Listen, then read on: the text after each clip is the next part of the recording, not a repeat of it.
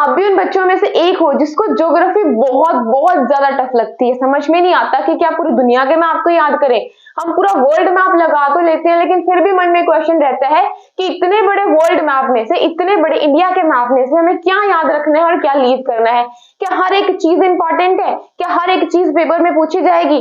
तो अगर आपके मन में ये क्वेश्चन आता है कि आपको क्या पढ़ना है, फिलहाल मैं बात कर रही हूँ ज्योग्राफी की, कि क्या पढ़ना है और क्या लीव करना है, then my suggestion is to you कि आप चेकआउट करो यूपीएससी का सिलेबस। बट जब आप यूपीएससी का सिलेबस चेकआउट करते हो तब वहां पे भी आपको ब्रॉड वे में एक एक वर्ड मेंशन है, तब आपको और कंफ्यूजन पैदा होती है कि हम लोग क्या पढ़े। Then do not worry at all, पहले आप इस सिलेबस को देख लो कि यूपीएससी में जो ज्योग्राफी है वो कहाँ कहाँ पे मेंशन है और हमें किस पर्सपेक्टिव से, किस वे में हमें ज्योग्राफी को पढ़ना है। प्रीलिम्स के लिए हमें ज्योग्राफी में क्या याद रखना है और मेंस के लिए हमें ज्योग्राफी में क्या याद रखना है, ये सारी चीजों को आंसर देगा आपका सिलेबस। और रही बात ये कि भाई यहाँ पे तो सिर्फ एक एक वर्ड में, एक बड़े ही ब्रॉड कॉन्सेप्ट में दे दिया गया है, India and world geography, physical, social, economic. अब इसके अंदर भी कुछ सब टॉपिक्स हैं, उन सब टॉपिक्स के अंदर भी कुछ टॉपिक्स हैं, तो हमें क्या करना है? टेंशन मतलब एक बार सिलेबस का ओवरव्यू ले लो, उसके बाद we will start with Indian geography, जहां पे मैं आपको बताऊंगी कि हमें इंडिया के पर्सपेक्टिव से क्या क्या पढ़ना है। हर चीज पढ़ने के लायक नहीं होती, ठीक है। वर्ल्ड का मैप भी बहुत बड़ा है, इंडिया के मैप को ले लो वो भी बहुत बड़ा है, तो इसका मतलब ये नहीं कि आप हर एक गांव याद करते घूमोगे, हर एक टाउन याद करते घूमोगे, हर एक रोड कहाँ से निकल रहा है वो याद करते घूमोगे, हर एक नदी को याद करते घूमोगे।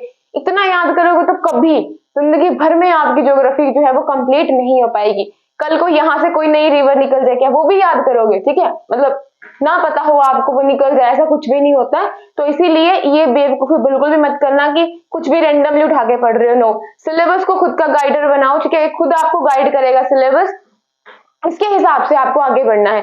चलो डिस्कस करते हैं कि यूपीएससी का जो सिलेबस है ज्योग्राफी का, उसमें हमें क्या क्या दिया गया है। आ जाओ देखते हैं। तो देखो, आपको पता होगा, अगर आपने स्टार्ट करा है तो मैं आपको बता दूं, यूपीएससी में आपके जो 2 स्टेज हैं उसके लिए ज्योग्राफी बहुत ज्यादा इंपॉर्टेंट है। इंटरव्यू को फिलहाल के लिए साइड में रखो। फर्स्ट स्टेज क्या है आपकी? प्रीलिम्स की स्टेज है। सेकंड स्टेज क्या है आपकी? मेंस की स्टेज है। जो प्रीलिम्स की स्टेज होती है वहां पे आते हैं आपके ऑब्जेक्टिव टाइप क्वेश्चंस, वहां पे आपको टिक करना होता है।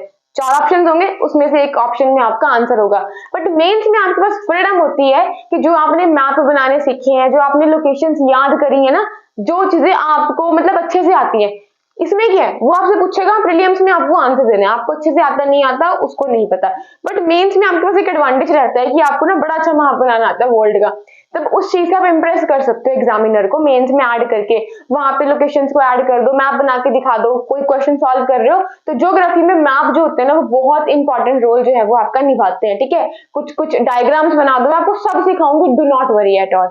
इसमें क्या होता है, इसमें आपको आपके पास खुद के पास फ्रीडम होती है कि आप कुछ भी लिख दो। कुछ भी लिखने का मतलब ये नहीं पूछा गया अर्थक्वेक आप लिख रहे हो volcano, no that's not the case, right. Earthquake के बारे में ही लिखो, बट ऐसे ना स्टार्ट करके ऐसे कर दो, ठीक है। बट प्रीलिम्स में क्या है कि 4 में सिर्फ एक ही आंसर है, बट सबके लिए वो एक ही आंसर है। बट मेंस में ऐसा नहीं है, मेंस में जितने बच्चे हैं उन सबका अपना एक अनोखा और अपना एक यूनिक आंसर है, राइट। तो देखो, इंडिया एंड वर्ल्ड ज्योग्राफी आपका दिया गया है प्रीलिम्स के सिलेबस में, ठीक है। जो आपके प्रिलिमिनरी स्टेज है ना उसमें दिया गया इंडिया एंड वर्ल्ड ज्योग्राफी, जिसमें आपको पढ़नी है उसकी physical, social and economic geography of India and the world. इस लाइन को देख के ये मत सोचना कि इतनी सी एक लाइन में सिलेबस खत्म हो गया, नो।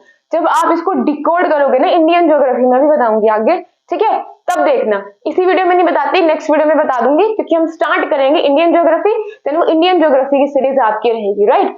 ओके, तो आपके पेपर होते हैं मेंस में 4 जीएस के। किसके पेपर होते हैं मेंस में? 4 पेपर होते हैं आपके जीएस के, GS1, GS2, GS3 and GS4। देखो GS1 जो है ना वो आपका उसमें हिस्ट्री आ जाती है, सोसाइटी आ जाती है और ज्योग्राफी आ जाती है, तो GS1 में आपको मिलेगी ज्योग्राफी।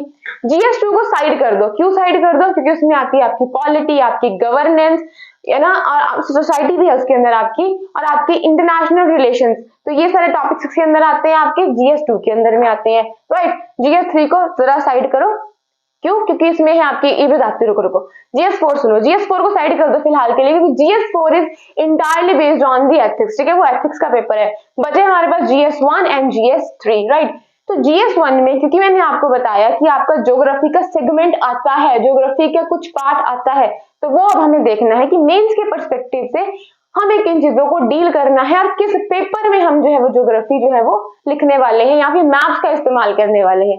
समझ में आया? तो देखो, डिस्ट्रीब्यूशन ऑफ की natural resources across the world, जितने भी आपके वर्ल्ड में रिसोर्सेज ना मतलब डिस्ट्रीब्यूट रखे हैं उन सबको आपको पढ़ना है, including south Asia and the Indian सब कॉन्टिनेंट। ठीक है, इसको भी आपको इंक्लूड करना है, ये नहीं कि आप इसको लीव कर दो, इस पे आपको बहुत अच्छे से फोकस करना है, जो यहाँ पे आपको रिसोर्सेज का डिस्ट्रीब्यूशन मिलेगा।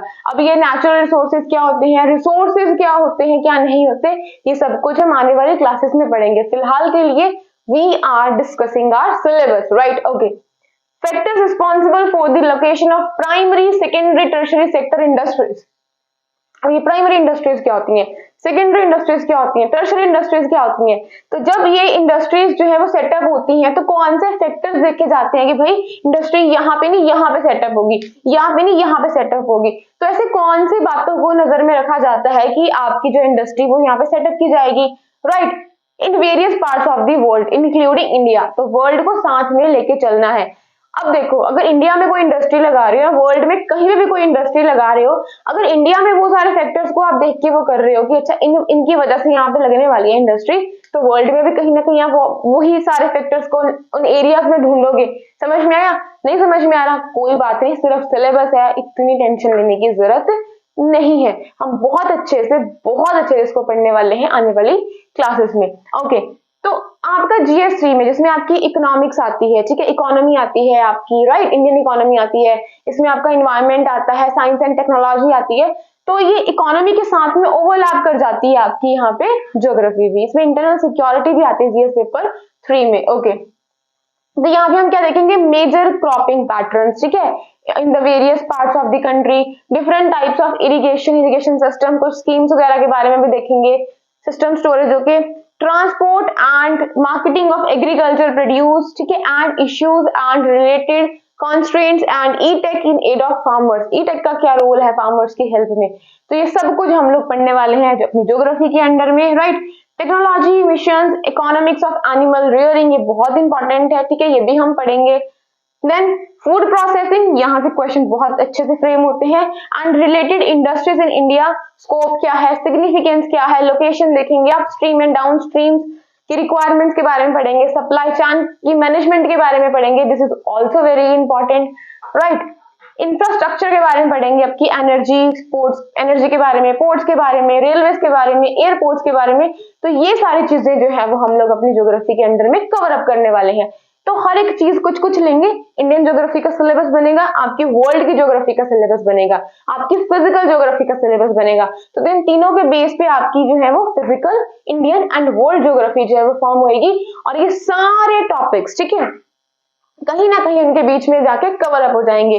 So this is your geography syllabus. तो समझ में आया आपको? अब हम देखो क्या करने वाले हैं, we will start with Indian geography. हम इंडियन ज्योग्राफी को टारगेट करेंगे, उसको खत्म करने के बाद we will start with our world या फिर अपनी फिजिकल ज्योग्राफी के साथ में स्टार्ट करेंगे।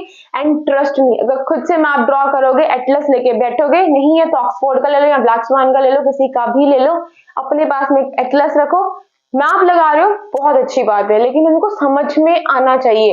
ये नहीं कि अच्छा आज आपने याद कर लिया खड़े होके ऐसे, ओ अच्छा ये लोकेशन यहाँ पे, ये लोकेशन ऐसे है, वो कभी पेपर में जाके ना भूल जाओगे, याद नहीं रहती वो चीजें, ठीक है, अगर रट्टा मार रहे हो।